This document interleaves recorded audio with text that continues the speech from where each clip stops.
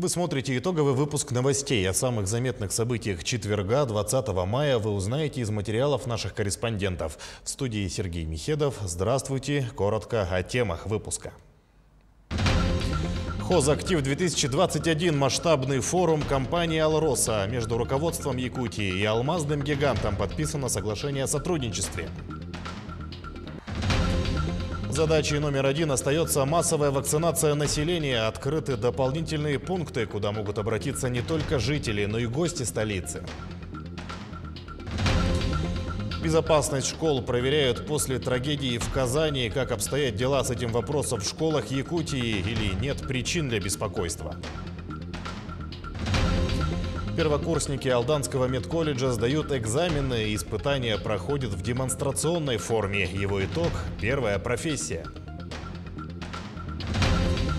С девизом «По жизни на коне» путешествие верхом на лошадях протяженностью в 15 тысяч километров начинается с Якутии. Российская певица Манижа прошла в финал конкурса Евровидения. В составе команды исполнительницы есть якутянка. Девушка поделилась своими впечатлениями.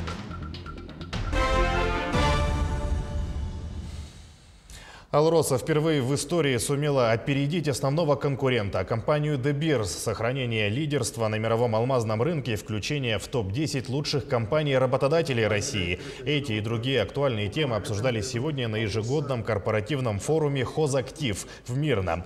В мероприятии принял участие глава Якутии А.С.Н. Николаев. Несмотря на масштабный кризис, вызванный пандемией, «Алроса» сумела обойтись без мер государственной поддержки. В ходе диалога руководства с сотрудниками с помощью телемоста и опроса обсуждались темы заработной политики и социально-бытовых условий труда. Состоялось торжественное вручение званий, наград и грамот. Также затронуты вопросы здравоохранения, переселения граждан из аварийных домов, состояние мостовых переходов и строительства дорог. Многие десятилетия мечтают мирнинцев о выходе как раз постоянной круглогодичной дороги уже не только в сторону Якутска, но и в сторону Иркутска. Она, надеюсь, будет реализована в ближайшие десятилетия. Мы будем работать также в части ремонта дорог по самому Мирному. Мы помним о работе по дороге до Чоналыра. Здесь работы у нас будут продолжаться. Я уверен, что в 2021-2022 году окончательное решение будет найдено, работы начнутся. По расселению ветхого аварийного жилья сегодня много звучало. Компания будет продолжать вкладывать сотни миллионов рублей в эти направления. Отдельно мы сейчас смотрим уже по Айхалу инвестиции, которые могут быть в этом, в следующем году. Мы договорились с республикой и активную работу провели с Росавтодором, тем, чтобы уже средства на строительство моста через реку Нюя были, уже в ближайшее время состоится конкурс. Также глава республики А.С.Н. Николаев и генеральный директор «Алроса» Сергей Иванов подписали договор о социально-экономическом развитии региона до 2025 года. Соглашения о сотрудничестве были подписаны между компанией и главами 8 районов алмазной провинции. Документ закрепляет сотрудничество сторон при реализации социально значимых проектов, направленных на повышение качества жизни населения. Также было отмечено, что за последние 3 года «Алроса» выплатила рекордную сумму дивидендов, превышающую предыдущие выплаты 8 лет, на 20 миллиардов рублей. Что касается улусов алмазной провинции, мы считаем, что как раз дополнительные средства, которые к ним поступят, они позволят в первую очередь улусам реализовать программы инвестиционного характера в части социально-экономического развития этих улусов по строительству социальных объектов, по решению вопросов экологической безопасности данных районов. Ну и, конечно же, я считаю, что в целом то, что мы последние 3 года приняли такую программу повышения финансовой прозрачности «Алроса», снижению непрофильных расходов, повышению дивидендов, на самом деле очень для республики в целом оказало благотворное влияние. Общий объем выплат в виде налогов и дивидендов, он на 20 миллиардов рублей превышает все те выплаты, которые были за предыдущие 8 лет.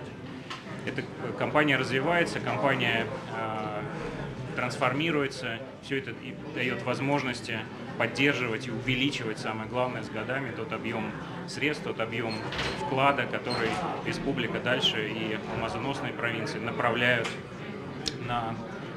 в развитие, на строительство новых центров, больниц, школ, детских садов. На 4 крупных реках Якутии продолжается рост уровней воды. На реке Лени между Якутском и Намцами лед движется с различной интенсивностью. Уровень воды у столицы 603 сантиметра, при опасных явлениях 827. У поселка Кангаласы за последние 4 часа вода поднялась на 9 сантиметров. Ее уровень 967, при критической отметке 1000 сантиметров. Возле села Намцы высота воды 781 сантиметр, при опасных явлениях 950, отмечается густой ледоход. Вода прибыла на 52 сантиметра за 4 часа. На реке Алдан, ниже поселка Батамай, затор разрушился. Вода за 4 часа прибыла на 15 сантиметров. Ее уровень 947. На Амге у временного гидропоста Чимнаи Татинского района уровень воды превысил опасную отметку и составляет 1204 сантиметров. При критической отметке 1155, с учетом дамбы 1260. Тем временем на реке Колыме у Среднеколымска зафиксировано превышение критической отметки уровней воды на 6 сантиметров. Подтоплена взлетно-посадочная полоса аэропорта. Затопление жилых домов не отмечается. В Среднеколымском районе работает оперативная группа МЧС России. Ведутся взрывные работы на затороопасных участках. Всего здесь подготовлено 3 пункта временного размещения. Пополнен запас продуктов питания, медикаментов, товаров первой необходимости. Ведутся работы по укреплению дамбы Воинская. За прошедшие сутки еще 110 якутян заболели коронавирусом, сообщила на ежедневном брифинге заместитель руководителя оперштаба республики Ольга Балабкина. Это на 4 случая больше, чем днем ранее. В Якутске зафиксировано 67 случаев, в Мегино-Кангаласском районе 12, в Усть-Алданском 8, еще в 13 районах от 1 до 3 заболевших. Огромная просьба гражданам республики не делать выводов о той или иной возможности вакцинирования, исходя из домыслов, которые есть в сети WhatsApp, иным образом полученным. Когда вы придете на вакцинацию, доктор вас осмотрит, доктор с вами переговорит, и только доктор определит, может или отсутствие или наличие каких-либо противопоказаний для вакцинирования. В Якутске продолжается массовая вакцинация населения. Открыты дополнительные прививочные пункты, куда могут обратиться не только жители, но и гости столицы. О том, как можно получить прививку от COVID-19 и какой настрой среди граждан, расскажет Полина Долинская. 16 мая по всей республике была развернута массовая кампания по иммунизации населения от COVID-19. И на сегодняшний день привились более 5190 человек. С каждым днем эта цифра растет. Министерство здравоохранения республики делает все, чтобы ускорить процесс формирования коллективного иммунитета. В связи с началом массовой иммунизации в столице республики открыты дополнительные прививочные пункты. Открыты они в торговых центрах, также в зданиях аэропорта, автовокзала. Более подробную информацию можно узнать на официальном информационном портале Республики Саха-Якутия. Теперь все желающие получить прививку могут обратиться не только в поликлинику по месту прописки. На сегодняшний день открыто 57 пунктов вакцинации с соблюдением всех необходимых мер предосторожности. Провожу полный врачебный осмотр, измеряю температуру, конечно, артериальное давление, пульс, также какие-нибудь жалобы, если у него есть. Если нет противопоказаний, он заполняет все анкеты, добровольное согласие и идет к медсестре на постановку вакцины. С целью информирования населения о вакцинации волонтеры проводят промо-акцию в торговых центрах. Как признаются сами промоутеры, граждане реагируют положительно. Они больше понимают, что это уже нужно, потому что они смотрят новости, они видят, что люди болеют, и уже более ответственно относятся. Ничего страшного нет. Что вы можете сказать людям, которые до сих пор боятся привиться?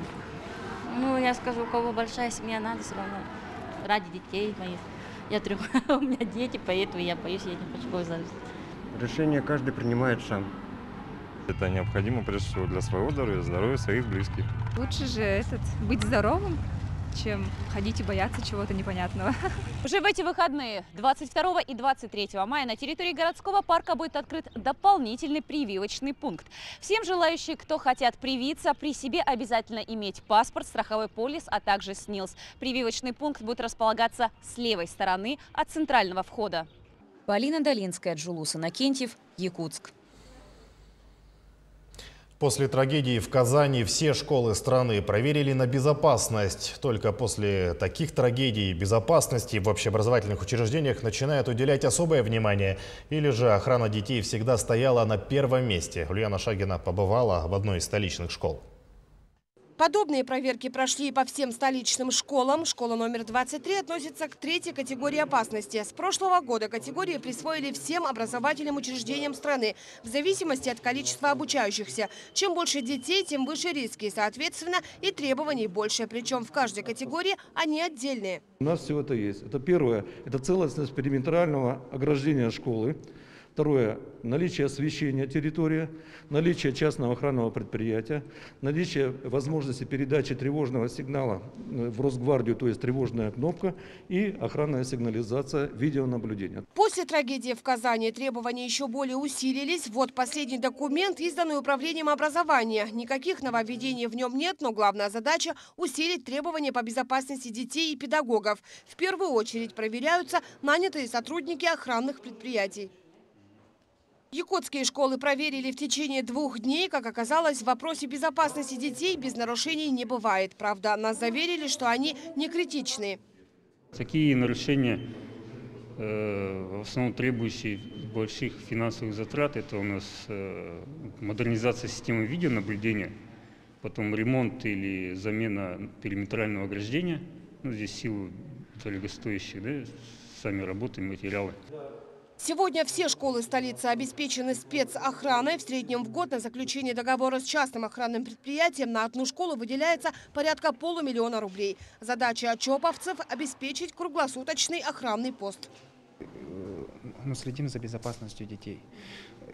Как бы детей мы пропускаем, а вот взрослых не пропускаем родителей. Только если без надобности учителя. Учитель предоставляет нам список родителей, которые должны подойти и пройти. В школе номер 23 сигнализация смонтирована по всему периметру первого этажа, причем срабатывает она на размыкании и на разбив стекла. Охранники каждые 2 часа обходят и дворовую территорию. В дошкольных учреждениях ситуация хуже. В детских садах, значит, охрана осуществляется силами своих сторожей-вахтеров. Работа по изысканию финансовых средств на финансирование, значит, физической охраны ведется. Новые требования на днях утверждены и на уровне федерального центра. По поручению главы государства правительство разработает требования по обеспечению безопасности во всех школах страны. Они коснутся и детских лагерей отдыха. Ульяна Шагина, Георгий Григорьев, Якутск. На месторождениях акционерного общества РНГ пожарная безопасность обеспечивается собственной службой. Она включена в расписание выездов Мирнинского гарнизона пожарной охраны. Со спасателями в актовом поселке Нефтяника встретились наши коллеги.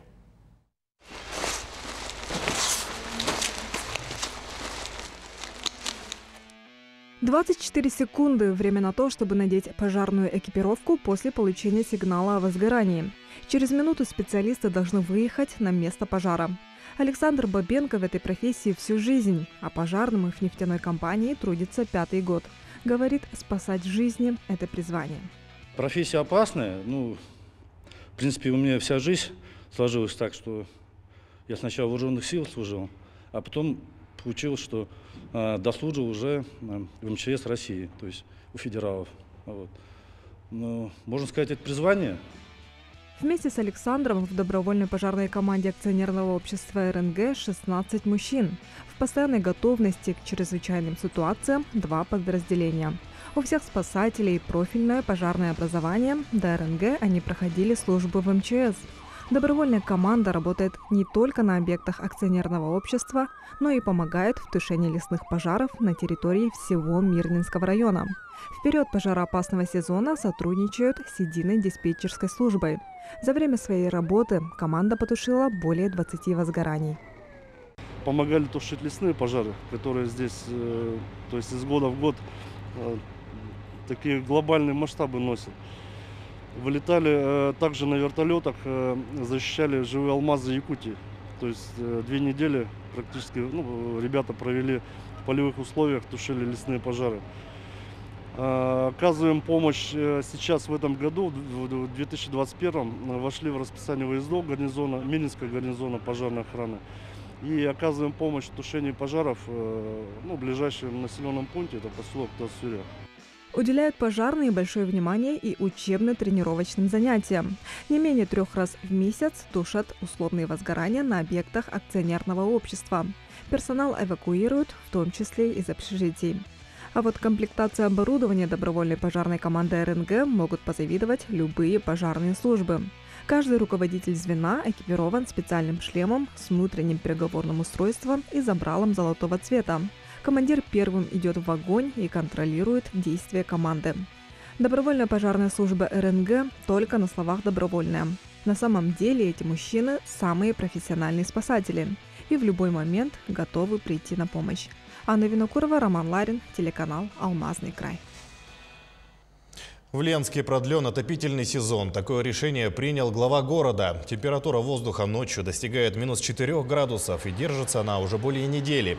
Такие погодные условия не позволяют отключить централизованное отопление в многоквартирных домах. Так принято решение, пока не становится температура более 8 градусов в течение 5 дней. Все ресурсоснабжающие организации будут продолжать свою работу. Продлим отопительный период для того, чтобы дети, которые ходят в детский сад, дети, которые ходят в школу, ну и вообще, чтобы домой прийти вечером было уютно, тепло. Поэтому мы решили его сейчас приостановить, постановление о прекращении отопительного сезона. И, наверное, продлим на дня 3-4. Посмотрим, как будет температура наружного воздуха. Жизнь стоит того, чтобы жить. Узнай свой ВИЧ-статус. Под таким девизом сегодня и завтра Центр СПИД Республики совместно с волонтерами и медиками проводят бесплатное экспресс-тестирование. Цель мероприятия – ранняя диагностика инфекции, повышение информированности населения о профилактике ВИЧ и СПИДа. Алексей Лукьяненко подробнее. Ежегодная акция «Узнай свой ВИЧ-статус» проходит в специализированном мобильном пункте на площади Орджоникидзе города Якутска для всего населения. В связи с эпидемиологической ситуацией в этом году ВИЧ-тестирование проводится с соблюдением всех правил безопасности. Видел, что тут анализы на гепатит, на ВИЧ-статус. И я решил сдать и проверить свой ВИЧ-статус и гепатит. Я только недавно вступила в отряд медиков-волонтеров, узнала по интернету, по WhatsApp-группе. Я считаю, что это очень важно, знать, ты ВИЧ-положительный, ВИЧ-отрицательный, особенно гепатит. Это может не только какими-то особыми путями передаваться, а бытовыми. И в основном люди реагируют, они просто так отмахиваются. Но меня это очень смутило, потому что как будто людей не волнует их здоровье. На 1 мая этого года в республике ВИЧ-инфекция была зафиксирована в 33 районах у 2754 человек. За годы наблюдения с 1996 года умерло 447 человек ВИЧ-инфицированных, из них с диагнозом СПИД 165 человек. Как рассказал заведующий отделом профилактики Центра СПИД Евгений Кононов, существует 3 пути заражения ВИЧ-инфекцией. Первый путь – это через кровь, это различные медицинские манипуляции, пирсинг, татуировки, различные проколы, употребление внутривенных наркотиков. Обычно болеют наркоманы, это уязвимая группа населения. Второй путь заражения – это через различные половые контакты, незащищенные имеется в виду. Третий путь заражения – это от матери к ребенку. Пока что сегодня подошло 50 человек. Мы планируем провести сегодня и завтра с 10 до 4 часов экспресс-тестирование. Наши волонтеры всячески помогают всесторонне. Это получается информирование населения об акции, также раздача профилактических листовок и также помощь в заборе крови на экспресс-тестирование. Бесплатно пройти тест на ВИЧ-инфекцию можно в городе Якутске в поликлиниках по месту жительства. Также отдел профилактики Центр СПИД принимает коллективные заявки от организаций и предприятий столицы на проведение бесплатного экспресс-тестирования на ВИЧ-инфекцию, вирусные гепатиты В и С. Специалисты отмечают, что от ВИЧ-инфекции никто не застрахован. Но это не приговор. Своевременное выявление вируса дает возможность жить полноценной жизнью. Алексей Лукьяненко, Григорий Хлопков, Якутск.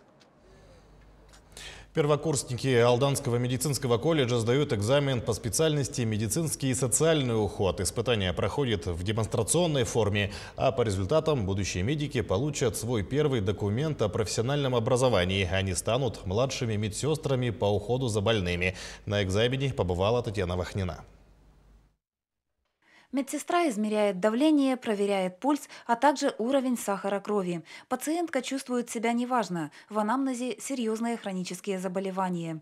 К счастью, девушка здорова, а причины, по которым она получает лечение в режиме дневного стационара, определены условиями задачи. А будущая медсестра пока только заканчивает первый курс и сейчас сдает дисциплину «Медицинский и социальный уход» в форме демонстрационного экзамена.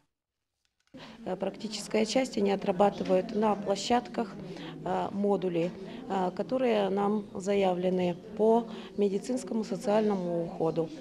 Демонстрационный экзамен проходит на 4 зонах. В рамках первого модуля действие совершается в условиях дневного стационара. Второй модуль предполагает уход за больным на дому. По условиям задачи пациенту, мужчине пожилого возраста, тяжело передвигаться. Ухаживая за больным, медработник обучает его навыкам самообслуживания. Я показала, как ему передвигаться с помощью роллатора и помогла умыться и причесаться. В Алданском медицинском колледже демоэкзамен по профессиональным стандартам WorldSkills проходит во второй раз. В этом году процесс демонстрируется в режиме онлайн. Знания показывают студенты-первокурсники, будущие акушерки, фельдшеры и медсестры. Демонстрационный экзамен станет для них первой ступенью в профессию. Сдав его, студенты получат рабочую специальность. Они по окончании сдачи экзаменов они должны получить скиллс-паспорта и свидетельство младшего медицинского работника. Первый документ медицинский получается у нас. В качестве экспертов присутствуют старшие медицинские сестры Алданской центральной районной больницы. Нетрадиционная форма, а также оценка знаний профессионалами заставляют студентов волноваться чуть больше, чем обычно. Отличные знания, да? Вот та теория, которую преподали преподаватели Алданского медколледжа, сейчас мы видим результаты их знаний. То есть и на практике, и на теории. Все ответы полные. Студенты, конечно, очень волнуются, так же, как и мы, эксперты, за них волнуемся. Проведение демонстрационного экзамена рассчитано на неделю. Кроме профессиональных знаний и навыков, эксперты оценивают коммуникабельность будущей медсестры, умение найти с пациентом общий язык и доходчивость объяснений. Татьяна Вахнина, Георгий Баранов, Алдан. В Нерюнгринском районе проходит 15-я республиканская экологическая акция «Природа и мы». Центральными мероприятиями станут всероссийские эко-субботники с участием всех трудовых коллективов. С мая по сентябрь во всех поселениях должны благоустроить и привести в порядок придомовые территории, высадить цветы и саженцы. Акция «Вода России» поможет убрать мусор на прилегающих территориях водных объектов. Намечен сбор отработанных батареек и пластиковых отходов. Большое количество мероприятий запланировано по развитию экологического движения среди школьников и дошкольников. В рамках акции проводятся мероприятия по экологическому образованию и просвещению, а также мероприятия по очистке и озеленению территорий. Наиболее известными всероссийскими акциями стали «Посади дерево», «Сад памяти», «Вода России», «Экология начинается со двора». Мы призываем всех руководителей предприятий, организаций, управляющих компаний, жителей города Нерюнгри и Нерюнгринского района присоединиться к данной акции и провести субботники по уборке мусора и посадке деревьев на своих территориях. С девизом «По жизни на коне» путешествие верхом на лошадях протяженностью в 15 тысяч километров начинается с Якутии. Более подробно в сюжете Надежды Саханской. В местности Усть-Хатын состоялись торжественные проводы в дальний путь. Якутские коневоды Дугуйдан Винокуров и Мичил Неустроев, которые планировали верхом добраться из Аймикона до городов Европы, теперь отправляются в конное путешествие до Москвы. Идея такого необыкновенного странствия появилась однажды во время обычных посиделок. Разговаривали в избушке, когда сено косили. Он рассказал о мечте своей. Он сказал, что хочет на кругосветное путешествие на лошадях. Ну, от этого разговора так поговорили, подумали, все взвесили и решили поехать. Потомственные коневоды загорелись идеей такого необычного похода еще давно. Но только сейчас им удается выполнить свой план в реальности. Этот путь они посвятят столетию якутской автономии. Согласно расчетам, сделанным вместе с Русским географическим обществом, путь займет около 2 лет. Однако путники рассчитывают приехать в столицу к лету 2022 года. За время путешествия, которое стартовало 1 марта, они уже успели проехать несколько районов и провести пару месяцев в Якутске. Такая продолжительная стоянка обусловлена подготовкой к дальней дороге. Сейчас подковались, да и ковид внес свои коррективы, вакцинировались, вы сами знаете процедуру. Это долгая процедура, из-за этого задержались. Стоит отметить, что выбор породы лошади для приключения не случайный. Якутская лошадь неприхотлива, способна позаботиться о себе сама и выдерживает резкие перепады температур. Одна из целей такого путешествия – показать всему миру выносливых якутских лошадей. Словом и делом коневодов-экстремалов поддерживают жители Аймиконского района. Они принимают участие в подготовке к продолжительному походу и очень переживают за своих земляков. Наш район, конечно, 1 марта вот этого года организовали большое тоже проводы. Это было в марте месяц, 1 марта, да, и там участвовали тоже Усалданский улус, делегация Усалданского улуса и Аймиконский улус. И они, конечно, и без народа Аймикония, там, которые, кто смог, да, приехали проводить наших ребят, и свои тоже пожелания, алгыс вот передавали. Если этот проект будет исполнен, тогда для нашего, это имеет большое значение для нашего народа Саха и народа, проживающих в нашей Якутии. Сами путешественники признались, что уже и нет мысли о том, чтобы бросить все на полпути и вернуться назад. Наоборот, после преодоления первой 1000 километров они загорелись своей идеей еще сильнее. Жителям Якутии же остается следить за обновлениями в путешествии конных экстремалов. Надежда Саханская, Павел Пахомов, Якутск. Певица Манижа прошла в финал международного конкурса Евровидения. В этом году он проходит в Роттердаме, Нидерланды. В составе команды российской исполнительницы якутянка Юлина Попова. Вместе они исполнили песню «Russian Woman» – «Русская женщина». Своими эмоциями и впечатлениями Юлина поделилась с нашим корреспондентом в Москве Айсеной Бурнашовой. Хип-хоп с русскими народными мотивами. Выступление Манижи и ее команды покорило жюри и слушателей по всему миру. По итогам голосования Россия, выступившая под 3-м номером, попала в 10 финалистов. В центре внимания и громкое название песни «Russian Woman» и эффектное платье Манижи. Кстати, лоскутки для этого костюма присылали женщины со всей России. Проект с платьем просто, это такая бомба. Там есть якутский кусочек, знаете, да, в этом.